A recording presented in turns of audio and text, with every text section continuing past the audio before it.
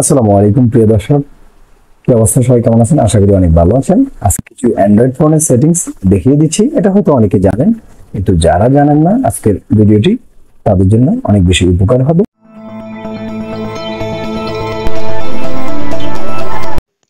First of all আপনাকে সেটিংসে চলে যেতে হবে। সেটিংসে যাওয়ার পরে লক স্ক্রিন এটাতে ক্লিক করুন। এটাতে ক্লিক করার পরে double tap screen to work এটা অফ থাকবে। এটাকে অন করে দিলে কি হবে, আপনি স্ক্রিন ডাবল টাচ করলে এটা অফ হয়ে যাবে, আবার ডাবল টাচ করলে স্ক্রিন অন হয়ে যাবে। এরপরে নেক্সট সেটিংসটি হচ্ছে আবারও ব্যাকে চলে এসে এটাতে যাওয়ার পরে নোটিফিকেশন শেড এটাতে ক্লিক করবেন। এটাতে ক্লিক করার পরে আবারও নোটস অ্যান্ড স্ট্যাটাস বার এটাতে ক্লিক করবেন।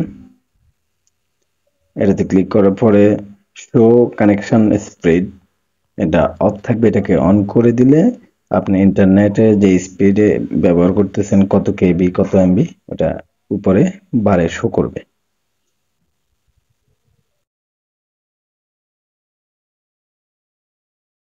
উপরে অপশনে গিয়ে হাইড নচ এটাতে ক্লিক করার পরে আপনি এখানে ডোন্ট হাইড, এরপরে hide without moving status bar আপনি ইচ্ছে মতো ডিসপ্লে রাখতে পারবেন। এরপরে আবার ব্যাকে এসে হোম স্ক্রিন এটাতে ক্লিক করার পরে স্ক্রল করে নিচে আসলে শো মেমোরি স্ট্যাটাস এটা অফ থাকবে। এটা অন করে দিলে আপনার মেমোরি কত জিবি খালি আছে এটা উপরে কর্নারে শো করবে, কত জিবি ব্যবহার করেছেন। এরপরে উপরে এসে হোম স্ক্রিন এটাতে ক্লিক করলে রেগুলার থাকলে আপনার অ্যাপসগুলি ফোল্ডার আকারে করে রাখতে পারবেন। আবার অনেকে ডিসপ্লেতে উপরে এলোমেলোভাবে শো করান, এটার জন্য উইথ অ্যাপ ডায়ার এটাতে ক্লিক করতে।